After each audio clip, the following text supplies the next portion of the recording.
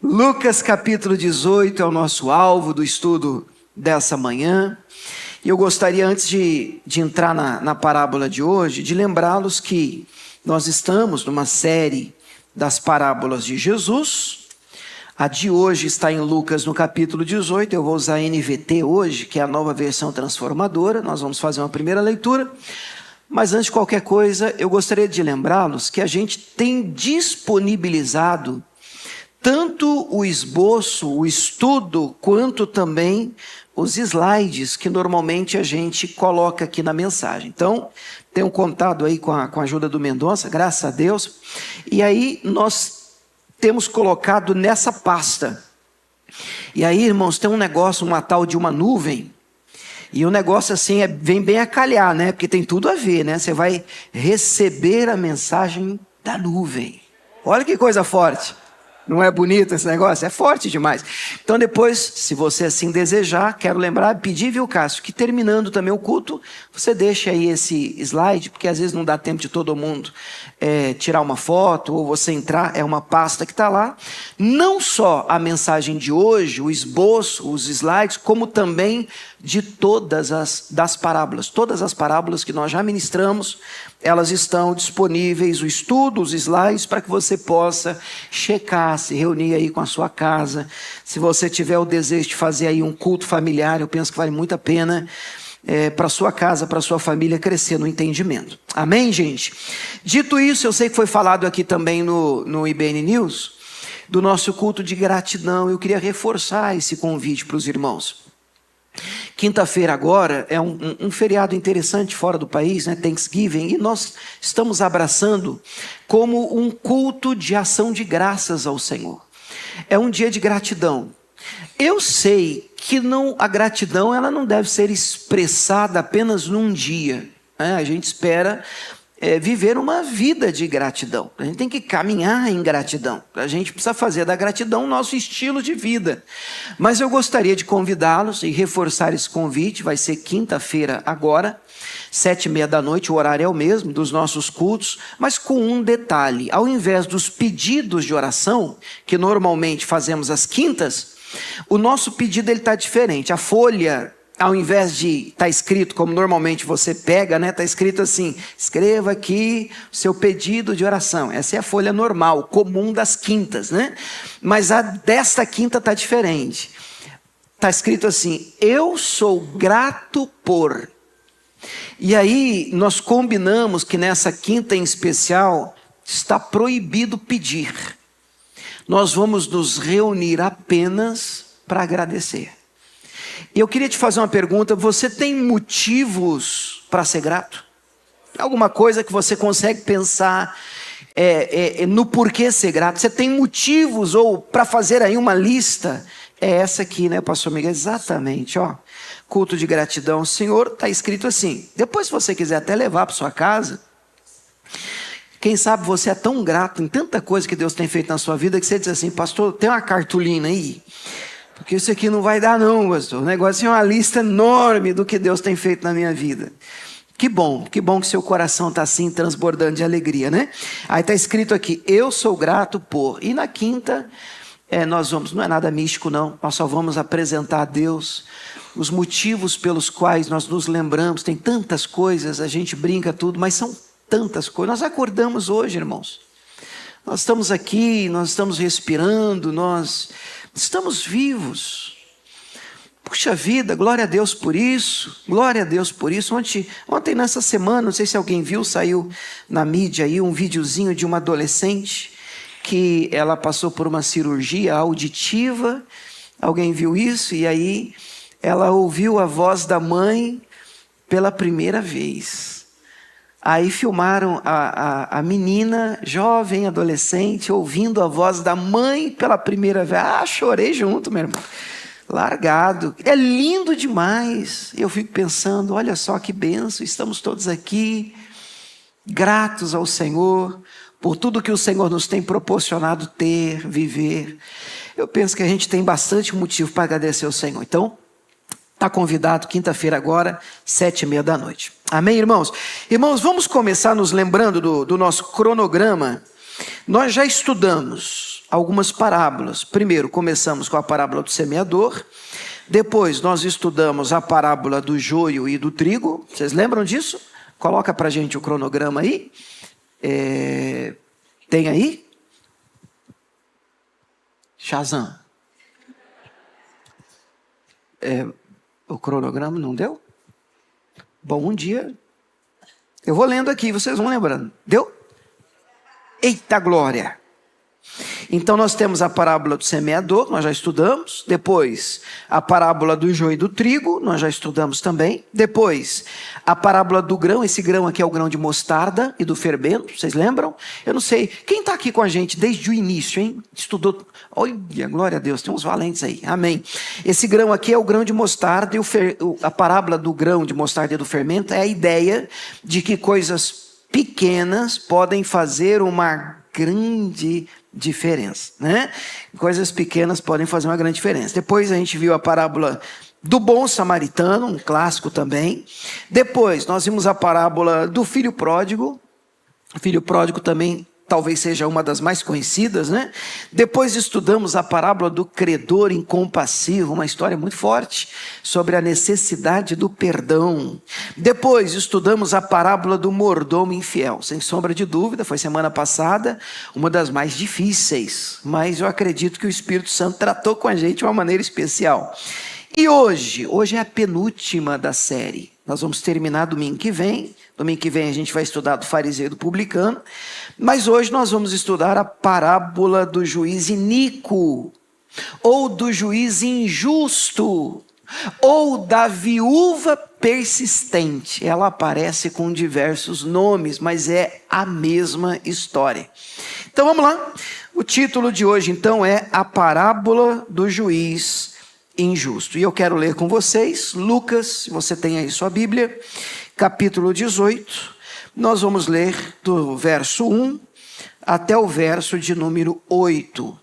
E eu vou ler hoje na NVT, como eu disse aos irmãos, a nova versão transformadora. Está aí na tela para você, mas está no slide, viu, Cássio?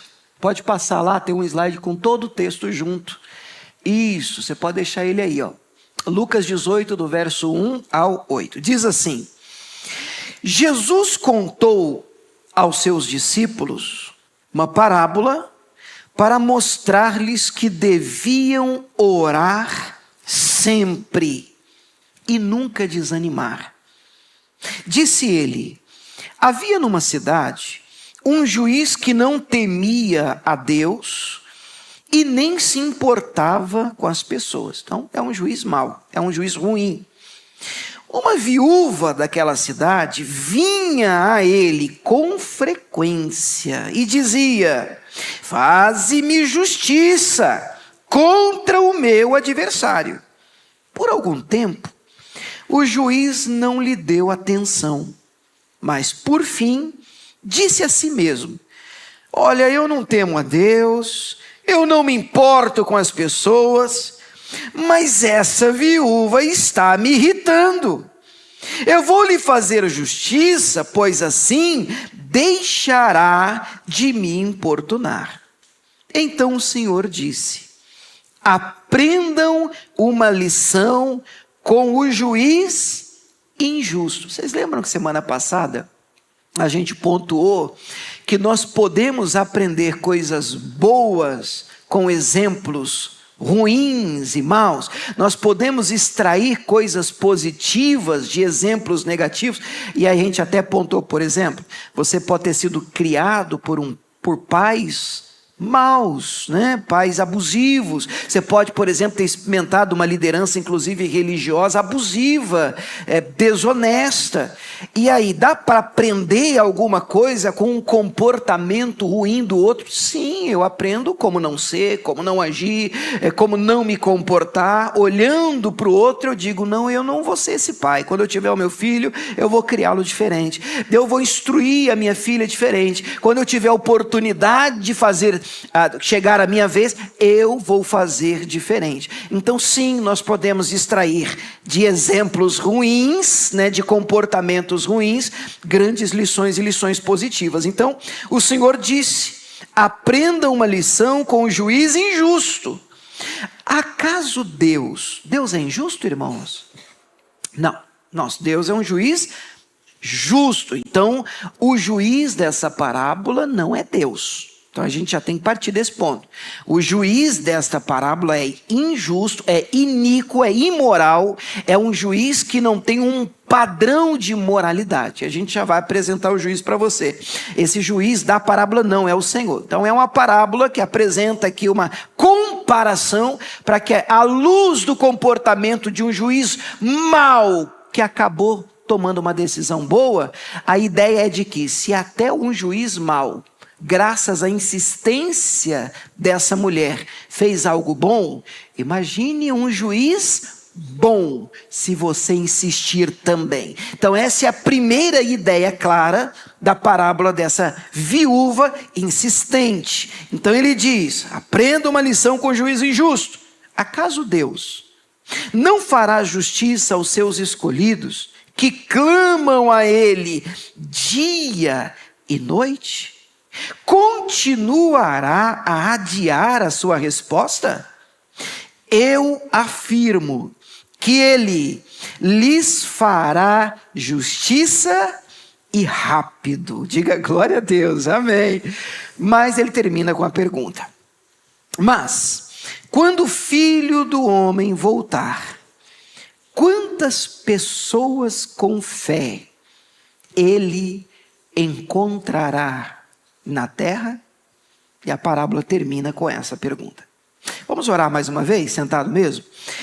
Pai, estamos diante da tua palavra, linda, santa, poderosa, como já afirmamos aqui, ela por si só tem poder de transformação, de mudança da nossa vida, e eu oro com esperança e expectativa para que esta manhã seja uma manhã de transformação, uma manhã de mudança, uma manhã, meu Deus, onde o Senhor tenha liberdade, na pessoa do teu Espírito Santo, de nos confrontar à luz da tua palavra, e também, meu Pai, de nos apontar um caminho novo, caminho diferente. Transforma, muda, convença. Espírito Santo de Deus, a palavra do Senhor afirma que o Senhor é aquele que nos convence da necessidade de mudança, da necessidade de transformação, nos convence acerca do pecado. Então vem com o teu poder e opera no nosso meio, de tal forma que não haja resistência à ação do Senhor aqui nesta manhã. Fala, Senhor, e ouviremos. Manda e obedeceremos. E a igreja diga amém, amém. Muito bem, pode colocar o próximo aí, Cássio. Deixa eu apresentar aqui aos irmãos uma introduçãozinha. E fica claro, diferente de várias parábolas que nós já estudamos, essa parábola, ela apresenta um propósito assim, e não dá para a gente fugir dele. Aqui Jesus é mais claro. Aqui Jesus, ele já inicia a história contando e apontando para o propósito da parábola. Jesus começa já no verso 1 com uma afirmação muito clara. O objetivo é mostrar que se deve orar sempre e nunca desfalecer. Desfalecer é a palavra que a Almeida Revista e Corrigida usa nessa versão. Nós vimos que a versão transformadora usa a palavra nunca desanimar, se abater, entregar os pontos. E nós não podemos desistir. Será que a gente pode repetir isso? Diga: eu não posso desistir. Agora, não me entenda errado, eu não estou falando só de desistir de um projeto meu. Isso aí, pastor, tem que ficar firme no meu projeto. Não, é mais do que isso. Eu não posso desistir da fé, da vida de devoção, da vida de oração, do meu Senhor Jesus. Algumas batalhas e nós enfrentamos, todo mundo passa por batalha, por luta. Algumas batalhas, elas parecem ter o poder, sabe, de nos desanimar a tal ponto de você ouvir algumas pessoas que estão há anos dentro da igreja dizendo: eu sei não, sabe, pastor, se adianta. Aí eu fico assim pensando: o que você quer dizer com isso? Não sei se se resolve. Mas como assim? O que você quer dizer com isso? É como se ele estivesse com Jesus ou servindo a Deus, porque afinal de contas, Deus é quase que um office boy do céu e resolve os problemas e a vida dele, um gênio da lâmpada mágica. E o nosso relacionamento com o Senhor, me parece óbvio dizer isso, ele não pode ser construído assim. Deus abençoa? Claro que sim. Deus opera milagres? Claro que sim.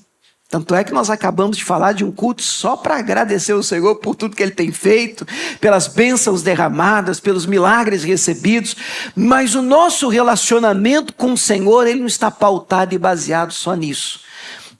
Nosso relacionamento com Deus, ele precisa ser tão profundo, como disse o profeta Abacuque, que diz, e a gente até canta isso aqui de vez em quando, ainda que a figueira não floresça. Agora, o que ele quer dizer com isso? Ainda que as coisas não saiam como eu gostaria que saísse. Isso acontece na nossa vida, irmãos? Claro que sim. Na nossa caminhada de fé, inclusive eu pontuei aí bem no finalzinho do slide, Jesus aponta aqui também para uma grande verdade. O fato de que na caminhada cristã, meus irmãos, nós teremos momentos de silêncio. Nós vamos encarar, sim, uma aparente demora nas respostas da nossa oração. Ora, todo mundo que tem um tempo aqui de caminhada de fé com Jesus já deve ter experimentado isso. Ô pastor, eu tenho orado por algo, parece, meu Deus do céu, a situação tem se arrastado há um tempo e parece que eu já estou, eu estou querendo desanimar, estou querendo desistir, eu estou querendo entregar os pontos, eu estou querendo largar a mão, eu já nem sei mais se realmente é isso aí que eu quero mais, eu não sei, eu estou desanimando, pastor. E a parábola vem nos apontar exatamente para a necessidade de você continuar firme em oração com Jesus, abraçar da sua fé ao Senhor, aconteça o que acontecer, até o fim da caminhada, até o fim, até que a justiça dos céus nos visite, nos agracie para a glória do Senhor. Amém? A parábola apresenta a nós, eu vou colocar aqui os dois personagens principais. Primeiro, o juiz, está aí para vocês, o juiz. Bonito o juiz, né? Juiz, ele é iníquo. O que é um juiz iníquo? Ele é injusto. Esse é o primeiro personagem. E aqui, irmãos, na nossa cultura hoje, quando a gente fala de juiz, de julgamento, né, de tribunal, a gente já imagina no nosso contexto, né? Advogado, aquela coisa toda. Mas eu acho que é importante a gente pontuar que não era assim. É óbvio, mas não era como é hoje. Então, não imaginem um tribunal moderno, com um júri, advogados. Naquela época, juízes locais, magistrados, sentavam-se às portas da cidade ou em tendas. Esse juiz específico é descrito como alguém que não temia a Deus e nem respeitava homem algum. Então é um juiz horrível, é um juiz imoral. Ele não tinha bússola moral, temor a Deus, e nem vergonha social, respeito público, respeito com o próximo. Ele só se movia por dinheiro, suborno, ganância ou conveniência.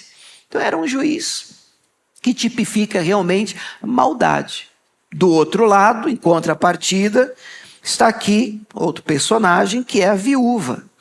E você já deve ter lido na Bíblia que nós devemos orar e cuidar dos órfãos e das viúvas. Então, toda vez que a gente lê na Bíblia, a Bíblia é muito pontual e firme em relação a isso, dizendo até que a verdadeira religião é essa. Olha que coisa firme, olha que coisa forte que a Bíblia diz. A verdadeira religião é essa. É gritar, é rupiar, é dar glória na igreja. Não, a verdadeira religião é estender a mão para aqueles que são menos favorecidos. E a ideia de viúva é de desamparo completo e total. Vulnerabilidade. Sem marido, ela não tinha proteção social, muitas vezes não tinha herança garantida. E se ela estava no tribunal, é porque alguém estava tentando roubar o pouquinho que tinha sobrado, que tinha restado. Ela não tinha dinheiro para subornar o juiz, não tinha um homem para falar por ela. E aí se resume a situação dela nessa última frase. Ela estava sozinha. Ô pastor, esse é o meu caso, e eu também ouso dizer que se de um lado esse juiz não é o Senhor, eu também quero dizer para você que essa viúva, por mais que possa dar a ideia de que pareça com a nossa vulnerabilidade, ela também não nos representa. Por quê? Porque você não está só. Querido, eu quero lembrar você que Deus está com você. Jesus Cristo nos prometeu que estaria conosco todos os dias. Já disse isso aqui, para mim é a mais linda promessa bíblica. Todos os dias eu estou com vocês até a consumação dos séculos. Tem dia que parece, a gente sente mais, as evidências são enormes, e tem dia, meu irmão, que você não vai sentir, tem dia que você não vai arrepiar, tem dia que você não vai chorar na igreja, tem dia que parece que as coisas e o mundo está caindo na sua cabeça, mas Jesus está lá, Ele está com você. Eu quero lembrar você dessa promessa. Você pode ter entrado aqui se sentindo só, e isso é ruim. Você pode ter entrado aqui se achando desamparado. Pastor, eu não sou como a maioria lá, sabe, no trabalho. Tem gente lá que conhece um cara, entendeu? Que conhece um cara. Eu não tenho ninguém que me lute por mim. A sensação que eu tenho, pastor, é que ninguém se importa, que ninguém está nem aí. Pois é, mas o Senhor se importa. E você precisa guardar essa verdade no seu coração. Você pode dizer amém por isso? Muito bem. Então daqui hoje, irmãos, para a gente ganhar tempo, eu quero extrair 5 lições.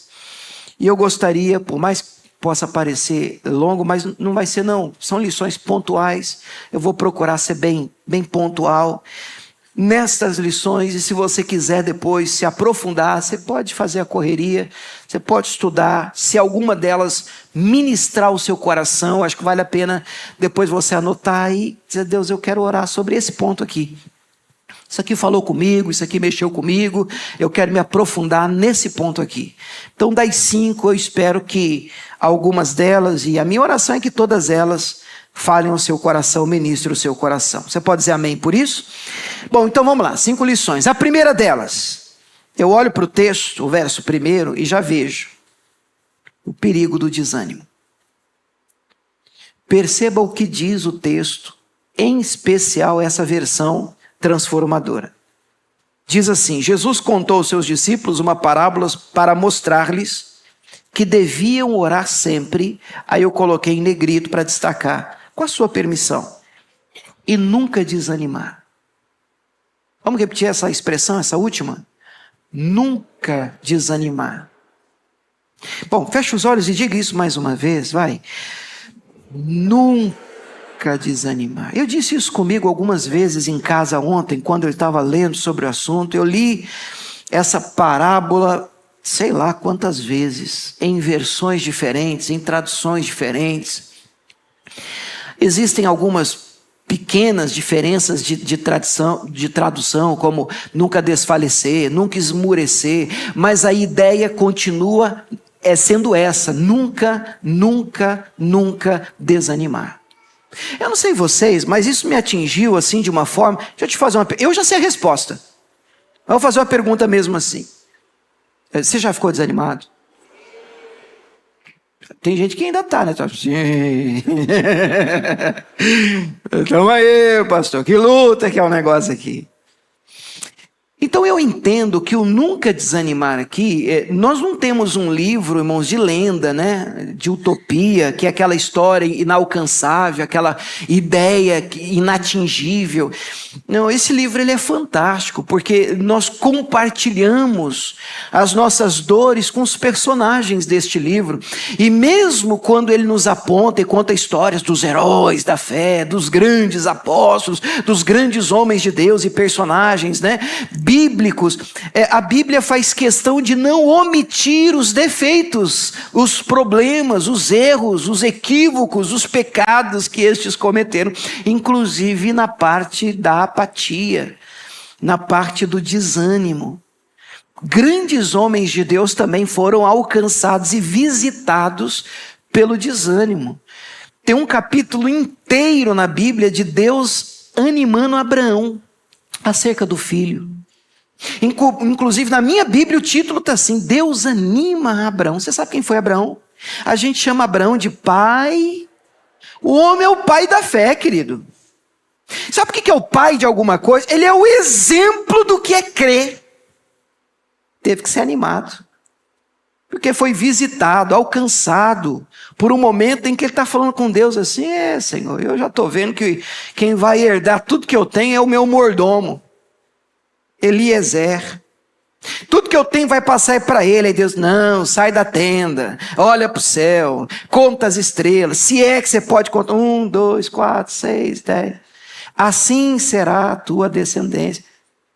O que eu quero pontuar para você é que quando você lê aqui, nunca desanimar, não seja cruel com a literatura no sentido de eu nunca posso ser visitado pelo desânimo. Não, a ideia que eu particularmente tenho da expressão é: eu não posso permanecer desanimado, eu não posso ficar desanimado, eu não posso estacionar nesse lugar. Perceba Elias, um dos grandes profetas. O homem nem morreu, irmãos. Deus mandou um Uber do céu buscar o Elias. Mas esse foi o homem que entrou numa caverna, visitado por um desânimo tão profundo que disse: chega, eu não quero mais. Você já se sentiu assim? Você sabe o que é você entrar no seu quarto e falar assim: eu não quero sair daqui mais. Eu não quero ver ninguém. Eu não quero conversar com mais ninguém. Eu não quero mais brincar, não. Eu não quero mais. Chega. Elias, o homem que no capítulo anterior orou e Deus respondeu com fogo do céu. Moço, eu acho esse livro fantástico, sabe, irmãos? Porque nós nos identificamos com essas pessoas. Nós olhamos para estas pessoas, para esses personagens fora da curva. São pessoas fantásticas, são homens de Deus, cheios do poder do Espírito Santo, mas que também tiveram que lutar contra essa visita indesejada do desânimo, da apatia. Então eu queria te dar uma palavra para começar, queridos. Eu queria dizer a você que se você entrou hoje aqui desanimado, se você está enfrentando uma situação que tem drenado a sua força, que tem drenado a sua energia, entenda, em primeiro lugar, que você não é um patinho feio da Bíblia, você não é uma pessoa premiada, você não é esquisito, não, você é um ser humano normal, mas que precisa tomar uma decisão. Pai, eu posso até estar desanimado hoje, entristecido hoje, mas eu não sou uma pessoa desanimada. Você enxerga uma diferença? Eu estou agora, estou enfrentando uma luta agora, eu estou enfrentando um problema agora, eu estou numa situação difícil nesse momento, mas eu me recuso a estacionar minha vida nesse lugar. Meu Deus, a minha sorte vai mudar. Meu Deus, isso vai passar. Meu Deus, as coisas vão melhorar. E a Bíblia diz: tudo passa. Passaram os céus e a terra. Somente a palavra de Deus permanece para sempre. Essa estação vai passar. Essa batalha vai passar. Essa luta vai passar. Porque tudo passa. Só a palavra de Deus permanece para sempre. Só que, para passar, é importante que a gente entenda, pode colocar o próximo, que lidar com o desânimo, nós temos que fazer isso, temos que encarar essa batalha. E o salmista Davi, no Salmo 43, ele nos dá uma dica interessante. Ele tem um comportamento que, se alguém visse, diria: esse camarada é doido, é maluco ele. Olha o que ele fazia. Por que estás abatida, minha alma? É com quem que Davi está falando? É com ele mesmo. Sabe, é ele dentro do espelho da alma dele e dizendo assim: por que eu estou assim? Eu penso que vale a pena essa reflexão, e às vezes a gente precisa parar e olhar para nós mesmos e dizer assim: por que eu estou assim? Por que eu estou triste? Por que eu estou reagindo desse jeito a essa situação, esse problema? Por que isso está roubando a minha alegria? Por que isso está drenando a minha energia? Por que esse comentário me afetou tanto? Por que essa batalha lá na empresa tem me entristecido desse jeito? Por que minha alma você está abatida, entristecida e desanimada desse jeito? Eu não sou assim. Você tem que se confrontar. Você tem que ser honesto nessa leitura com você mesmo. Por que está abatida dentro de mim, minha alma? Por que te perturbas dentro de mim?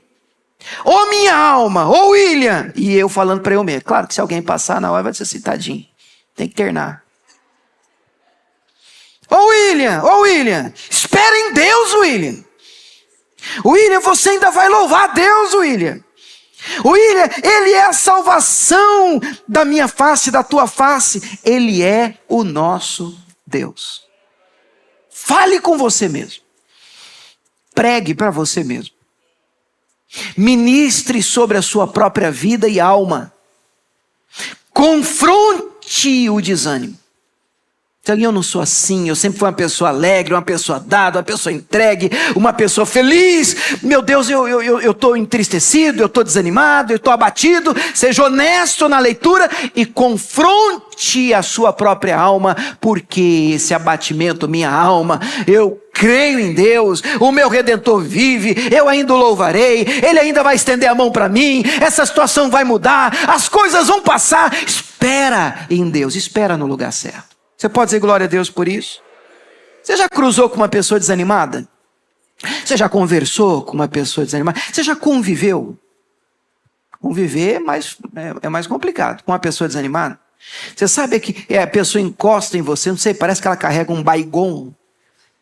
Ela encosta assim e sua energia. E você está assim, pilhado, não, porque é hoje, esse é o dia, vamos lá, para cima, Deus vai fazer, vai acontecer. E já chega ele, então, sei não. Ele já vem arrastando o pé. A pessoa desanimada não ora, não tem ânimo. Não lê a Bíblia, não congrega, não busca, não bate os joelhos no chão. Não briga por nada, não se importa com nada, é apática. Ela vive no modo tanto faz, tanto fez. Pergunta, e aí o que você quer? Estamos aí na pista. Não é esse o seu lugar. Você é um filho e uma filha de Deus. Lute contra isso. Você pode até receber a visita indesejada, e repito, você é humano do desânimo. Mas se recuse a estacionar a sua vida nesse lugar. O Senhor há de te ajudar. E você não vai permanecer nesse lugar em nome de Jesus. Número 2. O mesmo versículo, segunda lição. O mesmo versículo nos aponta para o dever da oração. Perceba, não é uma opção na vida do crente. Isso é importante, irmãos. A oração na vida do cristão não é assim uma opção. Tipo assim, acordei hoje uma vontade de orar. Não, a palavra que Jesus usa aqui é dever. Jesus usa a palavra dever. E ele diz já no início de cara, diferente de muitas ou da maioria das parábolas, aqui nem comporta interpretação diferente, porque Jesus conta aos discípulos, antes mesmo de ele discorrer a parábola, o texto já diz, uma parábola para mostrar-lhes o quê? Qual é a ideia? Qual é o objetivo de Jesus? Que eles deviam orar de vez em quando? Não. Quando tivessem vontade? Não. Quando as coisas estivessem dando certo? Não. Quando eles estivessem bem animados? Também não. Eles deveriam orar sempre e nunca desanimar. A oração precisa ser o nosso estilo de vida. Nós precisamos fazer uso intenso da oração. Eu lembro que Tiago 5 vai dizer, está algum de vós aflito, ore. O remédio para a aflição continua sendo a oração. Pode colocar o próximo, olha só, em Mateus 6, Jesus vai usar aqui uma expressão, quando ele fala da oração, ele usa essa expressão de tempo quando, ele diz assim, quando orares. Já é interessante isso, porque Jesus já parte do ponto que ele espera que você ore, que eu ore. Ele espera, e para ele isso é normal, para ele sim, eu sei que você já ora. E ele está dizendo, então, quando você for fazer o que eu acredito que você já faça, quando orares, não seja como os hipócritas, se comprazem orar em pé, na sinagoga, na esquina da rua, para ser visto pelos homens, porque oração não é para aparecer para os outros. Em verdade, vos digo que já receberam seu galardão, mas tu, quando orares, quando você for orar, porque a gente parte do ponto de que você ora, entra no teu aposento, fecha a tua porta, ora o teu pai, que vê o que está em oculto, e teu pai, que vê o que está em oculto, te recompensará. Queridos, a oração, eu achei linda essa frase, a oração é unir a fraqueza humana à onipotência divina. A oração, na verdade, à luz desse primeiro versículo, ela é o remédio, ela é o antídoto contra o desânimo. Enquanto tem gente dizendo, eu estou muito desanimado para orar. Na verdade, será que você não está desanimado exatamente porque não tem orado? Que essa é a ideia. Hernandes Dias Lopes, pode colocar o próximo, e eu já apresentei a vocês esse livro dele aqui, que é um estudo dos evangelhos, e não escondo dos irmãos, como eu gosto demais de aprender, e leio muito ele, escuto também. Coloquei até a página aqui, a título de fonte, para que você possa pesquisar. Ele diz o seguinte sobre o poder da oração. Mesmo que a oração seja um exercício espiritual que demanda toda a nossa energia, e é verdade, e o que nos leva ao esmorecimento não é a oração, mas é a falta dela. É quando deixamos de orar que somos suplantados pelo desânimo. Sem oração, perdemos o vigor espiritual, meus irmãos. Sem oração, não há poder para o enfrentamento das lutas e perseguições que nos sobrevêm. Sem oração, perdemos a conexão com as alturas.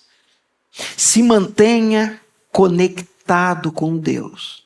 Assim como um smartphone, um telefone, ele precisa estar conectado para que ele possa ser recarregado e continuar funcionando, nós precisamos estar conectados com Deus, a fim de que as nossas pilhas espirituais se mantenham cheias para a glória do Senhor. Você pode dizer amém por isso?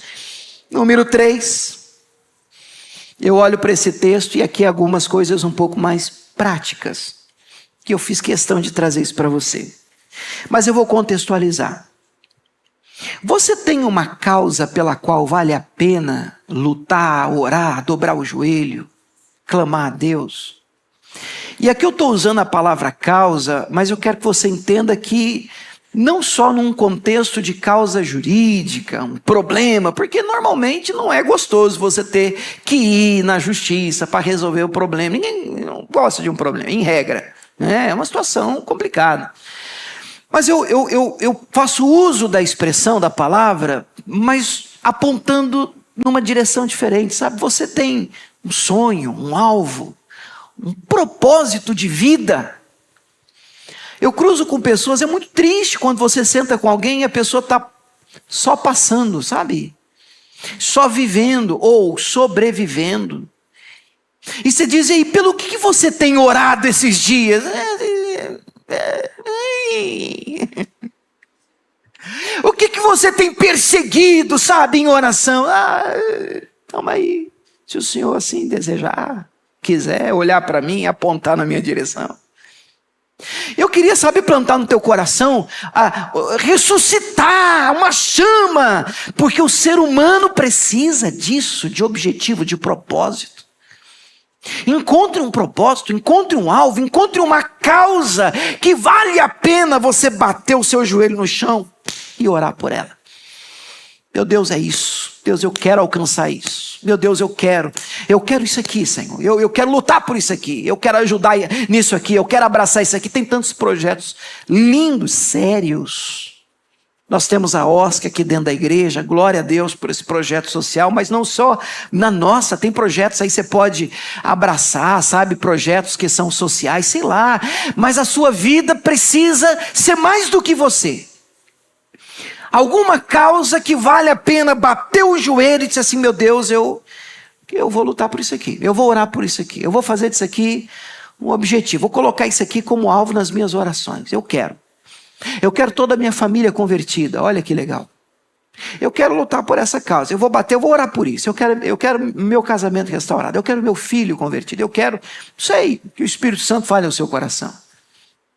No próximo slide aí, Cássio, Provérbios 21:5 diz assim: quem planeja bem e trabalha com dedicação, prospera. Quem se apressa e toma atalhos, fica pobre. Faça planos. Volte a sonhar. Tenha objetivos. Ore por esses objetivos e persiga esses objetivos. A Bíblia vai dizer em Provérbios 16 que o homem faz planos no coração. Já leu isso? Mas a verdadeira resposta vem do Senhor. Perceba que o homem ainda faz planos. Você pode, na minha opinião, até deve fazê-los. E apresentar os seus planos a Deus. Deus, isso aqui é o que eu gostaria, por exemplo. Estamos terminando um ano. Já daqui um tempinho já estamos em... Semana que vem, na outra a gente já está em dezembro. Já estamos aí terminando o ano. É uma época muito propícia. As pessoas começam a planejar. Começam a fazer um balanço do que foi. E é interessante que você realmente chegue diante de Deus. Deus, aqui eu tenho algumas metas, alguns projetos para esse novo ano. E você apresenta isso. Bata o joelho no chão e diga a Deus... Eu vou orar por isso aqui. Eu vou buscar isso aqui em nome de Jesus. Você pode dizer amém? Número 4. Você tem clareza do que você quer de Deus? Volte e meia, eu preciso trazer isso aqui para a igreja, porque acredite, eu converso com muitas pessoas que reclamam da vida que têm, sem ter ideia da vida que querem ter. Você entendeu o que eu falei? Gente que você senta com ele e diz assim: o que foi, meu irmão? Ah, tá ruim, pastor. Aí você pergunta assim: o que tá ruim? Aí ele diz assim: tudo. Tudo é muita coisa. O que é tudo? Para mim, tudo é tudo. Mas o negócio tá tão ruim assim que tá tudo ruim. Nada na sua vida presta. Nada. Eu não acho que é isso que você quer dizer. Eu acho que você não sabe precisar o que precisa ser mudado. E é esse o ponto. Às vezes nós corremos o risco de termos uma oportunidade de sentar diante de Deus, de bater o joelho no chão, e se o Senhor Jesus sentasse ao seu lado, ou dissesse: minha filha, meu filho, diga para mim, o que eu posso fazer por você? É bem possível que muitos não tivessem uma resposta clara, mas essa viúva tinha. Essa viúva tinha uma clareza do que queria fantástica. Ela resumia o pedido dela numa frase. Ela ia dentro do juiz, com frequência, diz o texto. E ela dizia assim para o juiz: faze-me justiça contra o meu adversário. Você sabe que tem adversário, né? Mas eu quero justiça.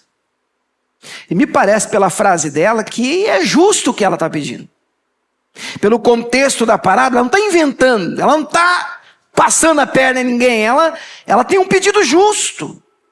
Então esse pedido justo e importante para ela, e ela coloca isso no topo, ela diz assim: não, eu vou perseguir esse negócio aqui. Então faz com que ela não deixasse o juiz dormir, o juiz comer, o juiz descansar. E na hora que aparecer alguém, o juiz pensa: quem está aí? É ela. E amanhã? É ela. E depois de amanhã? É ela de novo? Daqui a pouco o juiz diz assim: rapaz, não é possível. É possível, lá vem ela de novo. Todo dia, com frequência, e o pedido mesmo: o Senhor vai me fazer justiça. Eu fico pensando no início dessa mulher. Ah, mulher, para lá. Aquela sem ninguém, sem nada, fraca, pobre, desamparada. A opção mais fácil é desistir. Eu disse assim: não, eu não vou desistir. Eu sei o que eu quero. E eu não vou desistir até eu conseguir. Será que isso fala com você? Você sabe de verdade o que quer? O que você tem pedido ao Senhor com tamanha clareza: Deus, o que eu quero é isso. E eu não vou deixar de orar por isso. Essa clareza nós precisamos ter. E eu sempre gosto de citar, pode colocar o próximo, Marcos 10, 51. Na verdade, a história começa no 46. Alguns que já estão aqui na igreja comigo um tempo, já me ouviram pregar sobre Bartimeu. Bartimeu é o cego mais famoso da Bíblia, né? Aquele que estava à beira do caminho, mendigando, e aí então Jesus passou. Vocês lembram da história ou não? E aí ele começa a clamar: Jesus, filho de Davi, tem misericórdia de mim. Aí muitos começam a abafar o clamor: para com isso, você acha que vai ouvir um cara igual a você? Aí diz o texto o quê? Que Bartimeu, você lembra? Ele clamava ainda mais alto: Jesus! Parece doido, né? Aí a turma até afasta. Aí Jesus parou, mandou chamar e faz uma pergunta que para alguns parece óbvia. Jesus pergunta para ele: o que é que você quer que eu faça? Qual que pergunta bonita? O que você quer da vida? O que eu posso fazer por você? Eu vejo gente até tirando uma onda, um sarro da pergunta. É claro que ele quer ver. Não, para mim não é tão óbvio assim. Ele é um mendigo. Ele podia dizer: eu queria 2 casas, 3 carros. Acredite, tem gente que prefere ficar cego e abraçar outras coisas.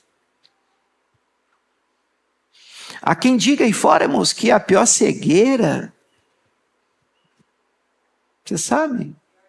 O pior cego é aquele que não quer ver, não deseja ver, se recusa a ter os olhos abertos. E ele vira para Jesus e diz com clareza: eu quero ver. Eu sei que a gente olhando para essa história, alguns de vocês já me ouviram falar sobre isso, mas é bonito, a gente vira a página e glória a Deus, ele tem os olhos abertos. Só que, irmãos, o que mantinha esse homem era a esmola que ele recebia porque era cego e ficava à beira do caminho. Enxergar sempre vai trazer um custo. Depois que Jesus abre os nossos olhos, você nunca mais vai poder viver do mesmo jeito. Se ele abrir os teus olhos, enxergar vai exigir de você um comportamento diferente. E isso é importante. Eu lembro que eu sempre... Eu gosto de contar aqui para vocês aquela história dos meus pais quando eu pequenininho. Me perdoe se você já ouviu isso 1 milhão de vezes, mas quem sabe a gente tem aqui aqueles que estão visitando a gente. Eu era pequeno, os meus pais eram bancários, né? E lá em Campo Grande, no Mato Grosso do Sul, tem coisa que quando a gente pequeno grava, não sei porquê. E isso eu gravei que eu estava na calçada com os meus pais, na frente do Banco do Brasil, lá em Campo Grande, no Mato Grosso do Sul. E tinha uma pessoa, um pedinte, uma pessoa deitada na calçada, tinha um prato de alumínio, onde as pessoas colocavam esmola. E ele tinha uma calça comprida, mas de um lado a perna da outra calça estava erguida.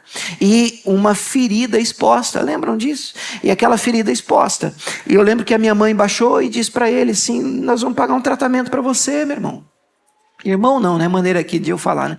Vamos pagar um tratamento para você, rapaz. O que foi isso aqui? Não, vamos ver um médico para curar, fechar essa ferida. Ele falou assim, para minha surpresa, ele falou assim: não. Eu pedi para você, médico. Se você não tiver esmola para me dar, pode morar. Porque essa ferida aqui é o meu ganha-pão. Quando a ferida está fechando, eu abro ela de novo. Será que tem gente assim? Será que é melhor não ver? Será que as nossas feridas se tornaram muletas na nossa vida a ponto de que vale a pena permanecer cego?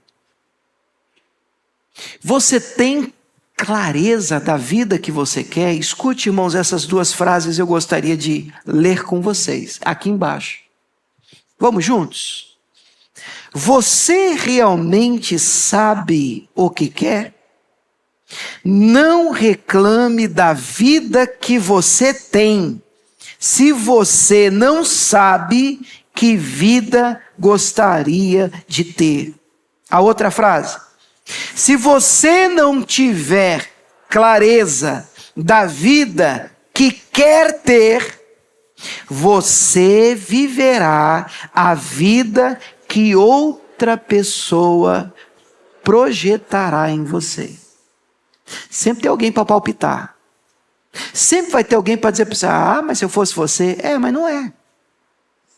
Ah, mas se eu estivesse no seu lugar, mas não é. Ah, por que você não faz isso? Agora, se você não tiver clareza do que você quer e do que Deus tem para você, você vai viver, você vai passar por aqui tentando agradar todo mundo. E isso é muito triste, porque você não vai conseguir e vai deixar de viver a vida que Deus planejou para você. Quem entendeu isso, diga amém. Número 5 e última, e nós vamos orar. Talvez uma das lições mais importantes e claras da parábola: a perseverança, a resiliência. Você sabe, irmãos, que tem gente dentro da igreja se cunhou uma frase que eu quero denunciar ela aqui. Eu não sei de onde tirar essa ideia. A ideia é a seguinte: pastor, eu vou lá, vou tentar. Se der certo é porque Deus queria. Se não der certo é porque Deus não queria. Eu não sei de onde é que tiraram um negócio desse. As coisas que eu consegui de maior valor na minha vida, eu tive que insistir muito. Muito. Inclusive a ideia de Deus, a ideia bíblica é a da insistência e perseverança. Jesus diz: quem pede, recebe. Quem bate a porta, tem que bater na porta, e bater, até a porta abrir. Em Atos 12, a gente vai ver Pedro está preso, mas a igreja fazia, você lembra da expressão? Não é só oração, o texto diz, contínua oração. Não é assim, foi lá na igreja, orei, em nome de Jesus, amém. E agora? Agora, se não der, porque não era para dar. Não, existem coisas que vão exigir de você oração, e amanhã, oração, e depois de amanhã, oração. Semana que vem, pronto, você já entendeu aí, ó. Mês que vem, até a justiça, até o juiz se mover, até que os céus se abram, até que a resposta desça. E o nome disso é perseverança. Colossenses 4:2 diz: perseverai na oração, velando nela com ação de graça. Persistir. Agora deixa eu dizer a vocês, há uma linha tênue e fina entre a perseverança e a teimosia. Eita, são as mesmas coisas? Não. São coisas diferentes. O teimoso é aquele que está insistindo em algo que Deus não tem para ele. O perseverante é aquele que está insistindo em algo que Deus tem para ele. E como é que eu faço essa distinção? Eu quero tentar te ajudar. Coloca o próximo para a gente aí, ó. Tiago 1:25.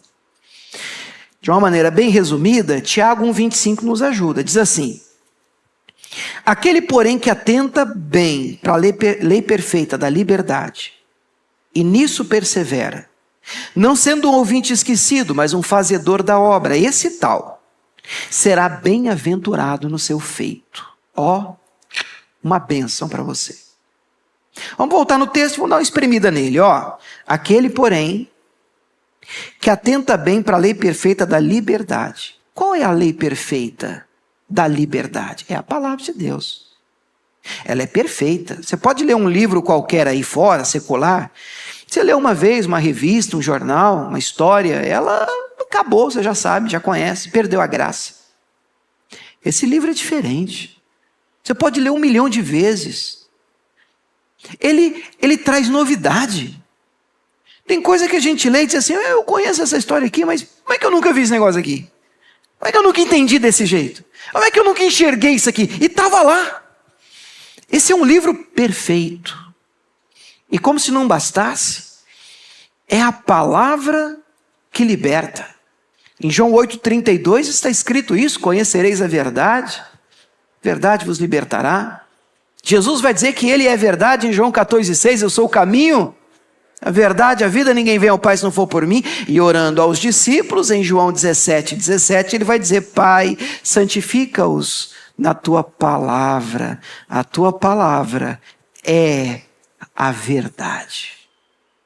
A palavra de Deus é a verdade. A palavra de Deus é a lei perfeita. O texto que nós estamos lendo diz que nós precisamos ter esta palavra, atentar bem para ela e nela perseverar. Não é nas coisas da sua cabeça.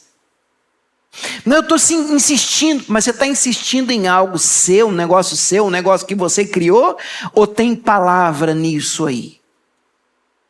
Porque para insistir, para perseverar, para bater na porta e dizer, faze-me justiça, isso tem que ser bíblico. Eu sei, é óbvio, mas é importante pontuar isso. Isso que você está perseguindo, isso pelo qual você tem orado, precisa estar alinhado à palavra de Deus. Você pode dizer amém por isso? Nossa oração deve ser perseverante. Eu citei os 2 textos. O texto diz que ela ia, a viúva, ia ter com ele. O verbo indica uma ação contínua. Ela voltava dia após dia. Ela não deixava o juiz dormir, comer, trabalhar em paz. A persistência na oração demonstra a nossa total dependência de Deus. É o mesmo que dizer ao Senhor, Deus, eu não tenho plano B. Eu tenho plano B. Eu não tenho uma carta na manga. Eu não estou aqui orando, Deus, minha confiança está em ti, mas qualquer coisa, eu já liguei para a agiota. Então Deus o Senhor é o meu plano A, B, C. O Senhor é o meu tudo. Essa viúva não tinha mais com quem contar. Não tinha para onde correr. Sabe quando o salmista ora, Deus, eu só tenho o Senhor. E é verdade. Se tem alguém que pode mudar a sua sorte, transformar a sua vida e mudar a sua história, esse alguém é o Senhor. Que ele não seja o plano B, C, a última opção, mas que você coloque ele no topo da lista de prioridade e diga a ele com todas as letras, Deus, eu não tenho outro além de ti. Próximo, Cássio. E aí para mim o mais importante da parábola, e a gente ora. Mais importante. A gente está falando de perseverança e insistência, é para mim impossível passar pelo texto sem que a gente pense em conquista, em um Deus que nos abençoa, em um Deus que nos agracia, e nós precisamos insistir sim no recebimento das promessas do Senhor, e até aí tudo bem, mas cá entre nós, igreja, nós não podemos fechar a caixa aqui. Porque a parábola nos aponta para uma última pergunta que para mim merece a maior de todas as atenções. A parábola vai terminar no verso 8. Assim, eu afirmo que ele lhes fará justiça. E rápido, diga glória a Deus. Ele vai fazer justiça e rápido. Mas, Jesus pergunta, quando o Filho do Homem voltar, e ele vai voltar. Você crê nisso? Nós cantamos agora há pouco, e quando enfim ele vai voltar. Tem gente reunida na igreja, às vezes brinca com isso. Mas gente, é tanto tempo que ele está dizendo que vai voltar. Mas a verdade é que Jesus está voltando todo dia para alguém que parte. Todo dia Jesus está voltando. Quando a pessoa parte, pronto, para ela Jesus voltou. E um dia, literalmente, ele vai descer dos céus e vai vir buscar a sua noiva. E olha, nós vamos fazer uma festa lá em cima, hein? Olha assim, IBN Ribeirão Preto, vamos embora, turma! Vai entrar um pouco mais animado, mas nós vamos lá. Está combinado, vamos ensaiar e vai ser linda a nossa entrada, hein? Mas a ideia da parábola, irmãos, para terminar, é que a gente precisa permanecer firme com Jesus até o fim. Sabe, irmãos, as batalhas da vida, tudo que o Senhor quer. O diabo não quer seu carro, sabe? Mesmo quando ele te dá dor de cabeça com problemas no carro. Ele não quer a sua casa. Mesmo quando você, puxa vida, pastor, tive um problema e infelizmente tive que entregar, perdi um bem.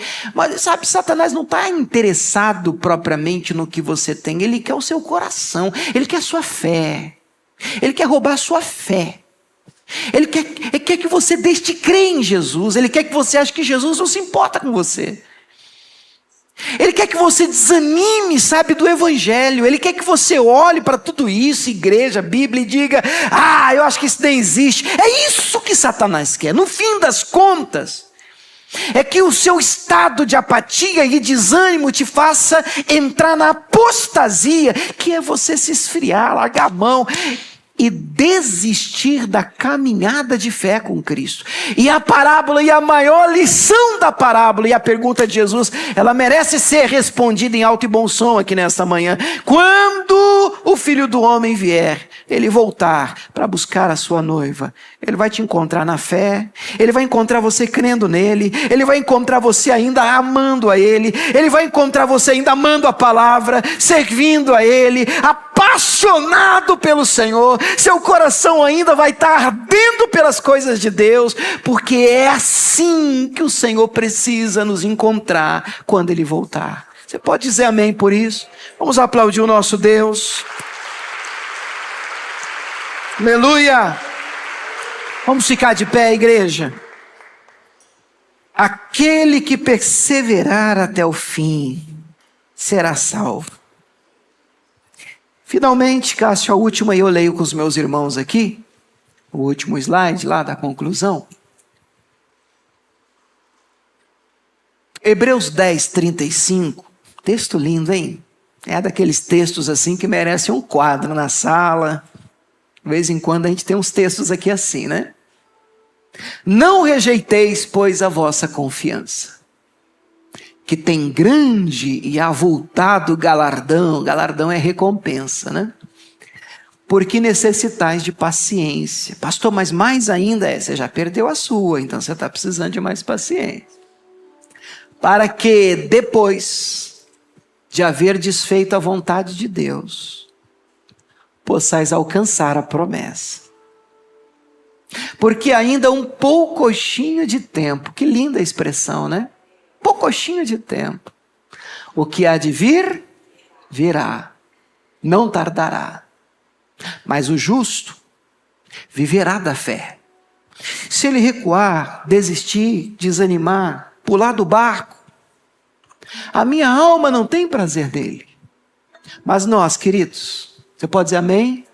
Nós, aqui nesse lugar, nós, porém, nós não somos daqueles que recuam, daqueles que se retiram para a perdição, daqueles que desistem da caminhada com Deus, mas nós somos daqueles que creem para a conservação da alma.